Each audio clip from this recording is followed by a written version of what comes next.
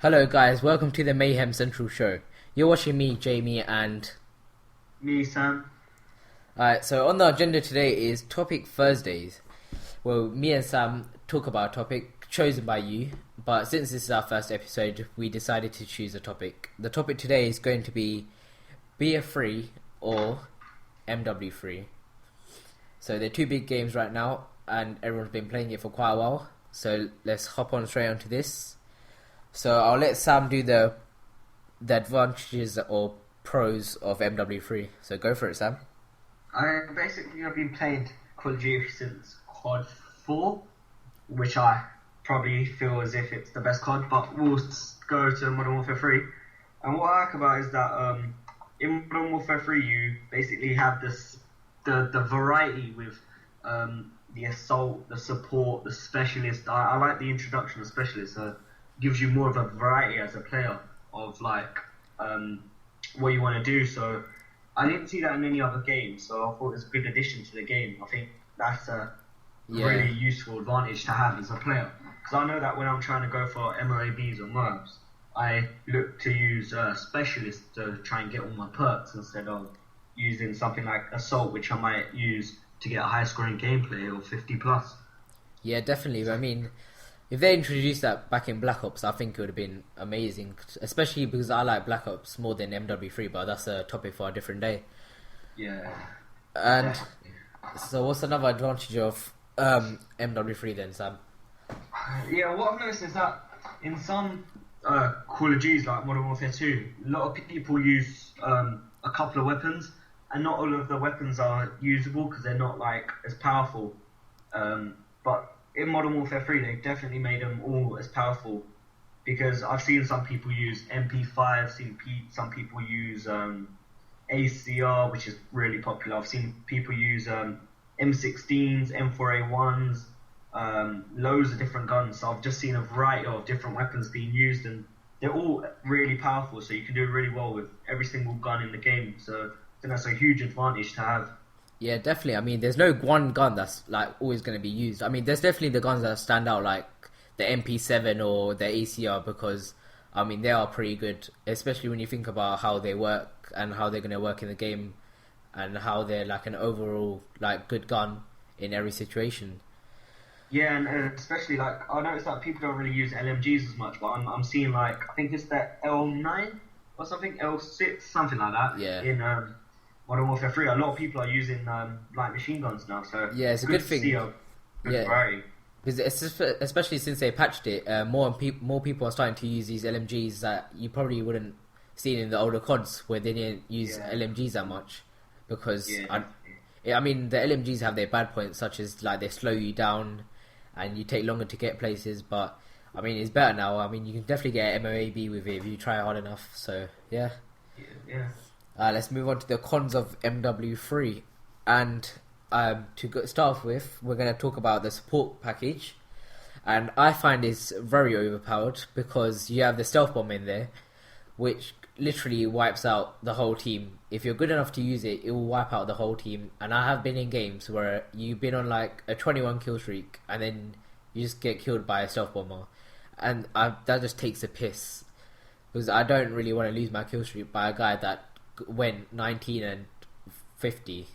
I find that really annoying. You must be shit. It's true. No, I see what you're saying, because especially as I said before, I'm going for MOABs more.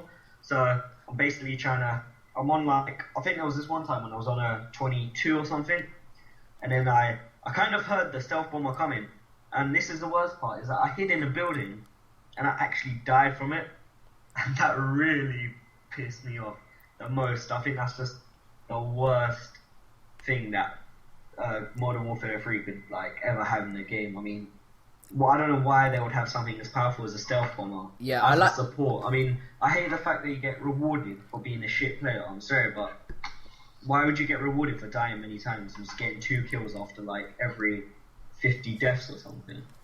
I mean, I definitely did like the idea of the support package, but it shouldn't have heavy kill streaks like the stealth bombers we talked about, or Juggernaut, or anything like that. It should just be easy. UAV, it should be kill streaks. Stuff like UAV, ballistic vest, counter UAVs. nothing that's stuff going to like that. interfere with the game too much. So like if you throw in a UAV and they counter UAV ballistic vest, like all of that would have been fine with me, and people can die as many times as they want. I wouldn't really care about it too much. So yeah, and I'm gonna move on to the next con about MW3, which is sniping. That really annoys me. I know Modern Warfare is probably successful for its well known for its quick scoping, but Yeah, I mean a lot of people use quick scoping competitively, but I hate it so much. I'm sorry, but okay, probably because I'm not good at it. I mean, if I practice and try hard enough, I might do better. But I hate the fact that it's a one-shot kill. Fair enough if it's a headshot, I don't mind, or it's above above the chest. but Yeah. as soon as I get hit in like the hip or the lower areas, I notice that I get like literally a one-shot kill. And especially if I'm going for these high kill streaks and these MOABs, I always die on like 20s or 19s from these quick scopers, and it really annoys me. Yeah, especially when they're standing right next to you and they shoot from point blank and they just get this kill when you're on a high kill streak. I find that really annoying. I definitely like quick scoping because I would say I'm pretty good at it myself, and I'll probably put up a gameplay soon of me doing some quick scoping. But the thing is, I know it does piss off some people, and it should definitely be a two-shot kill like it is in Battlefield 3. But I'm not saying Battlefield 3 are any better at it, since most people get random headshots half the time as well, or they're just camping corners and wait for you to walk past. But like I think in Black Ops is when everyone got annoyed because sniping could not be used, and everyone was just basically it was just dreadful to quickscope.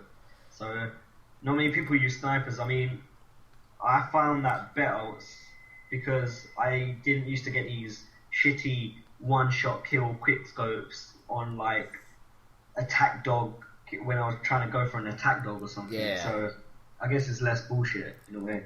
I mean, I definitely preferred Black Ops sniping even before the patch. I think it definitely challenged a lot of people and showed people that need to start like playing properly with snipers and thinking about the game. Yeah, definitely. Yeah, so that's our view on MW3 so far. And now we're going to move on to Battlefield 3. So I'll let Sam take on the pros for Battlefield 3. Okay, so I think I just started playing Battlefield A month ago. when Battlefield 3 came out. So I wouldn't say I'm a noob at the game, but I fairly know a bit, and I've played Battlefield 2. But the one thing I really like about Battlefield 3 is that the frequent updates of patches. So I've noticed that DICE are trying to actually listen to the community and actually adapt what they're saying into the game. So I remember when the FAMAS was really overpowered at the start, and then everyone in the community was saying, look, DICE, you have to sort it out here. The FAMAS is just raping, literally. And DICE came out with a patch and just sorted it out, so it was less powerful. And I think that's just a brilliant idea.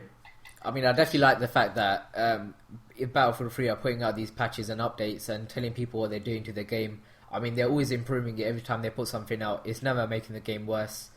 The game's been amazing. Every time I play it, I just love the game more and more. I mean, I think the only problem I have is I'm getting the guns too quickly, so I think they should make the guns a bit more harder to get, because I find it too easy to unlock all of them. But I'm not trying to be a cocky prick here. You normally are in real life. He is a cocky prick. I'm joking. I'm just kidding. Let's move on to the next pro. Go on, Sam. Okay, you know that Call of Duty have obviously had Elite and Battlefield's response was Premium. I'd just like to say Premium is so much better than Elite. I mean, I'm sorry, but the things that come with Premium, it just makes Elite look absolutely dreadful. It is absolutely bad. I mean, with Premium, you get like maps frequently updated. I mean, you have the close quarters, which is amazing. Close quarters was just amazing. A great addition to the game. And then with those new maps, you also get new guns, new weapons. I think that's just a really good addition. I mean, bringing out new weapons gets everyone all hyped up, and I think it's just an amazing thing. It makes that £40 that you spend on buying Premium definitely worth it, especially because you get all these new guns. Whereas with Elite, you spend £40 and you don't really get anything except the maps. So I mean, that is pretty much a waste. So I'm happy I definitely bought Premium and I didn't buy Elite. So let's move on to the cons before the gameplay ends.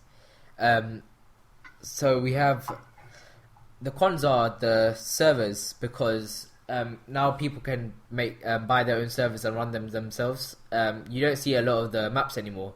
I mean, now I find myself playing only like 2 maps, such as Grand Bazaar and Operation Metro, since they're probably the 2 maps everyone really likes a lot. And I don't think that's any good, since I don't get to play the maps I liked beforehand, like say Wake Island. I barely see that in the game now. So I definitely want to see DICE put out service which has just all the maps in the server. Yeah, what were you gonna say? Yeah, I was gonna say, like, especially with this premium coming out, I've noticed that not many servers have been based around people that haven't bought premium. Yeah. So I don't have that variety as I did before. So it kind of gets annoying because you have like a lot of people basing their servers on close quarters, whereas because I haven't bought premium yet, I feel like I'm not really like getting the games that I really want to actually play. Yeah. Before the gameplay ends, we have one last point, and that is the shotguns. I find them a bit overpowered, especially I got killed by a guy from a different building with a shotgun, and that really pissed me off because I couldn't kill him with an M16. So I mean, if a shotgun can be an M16 through 2 different buildings, I mean that will definitely piss me off. Especially with the USAS, I mean, a guy can get like a freaking Moe kill by shooting it a couple of times, and he's just spraying and praying. So I don't really like that idea, and so I find that kind of a piss take. They should kind of make them a bit weaker, so it makes it more of an aggressive shotgun player, and you can just get into the game. Anything you want to add, Sam? Yeah, and also the spaz as well. I mean, that is ridiculous. I've been shot from bloody so far away. It's ridiculous. I mean, like, I've been shot from just many meters away. I'm just like, isn't a shotgun supposed to be made for these close combat situations? I don't get how someone with a spaz could just shoot me from so many meters far apart. I mean, it's just crazy. Yeah, so I mean, the gameplay has come to a close. You were watching me play a bit of BF3 in the background, and I was using I believe it was the M416. I don't know the exact name of the gun, but I had a suppressor on it and stuff like that. You'll see. I'll put details up on the screen, hopefully, if I don't forget. So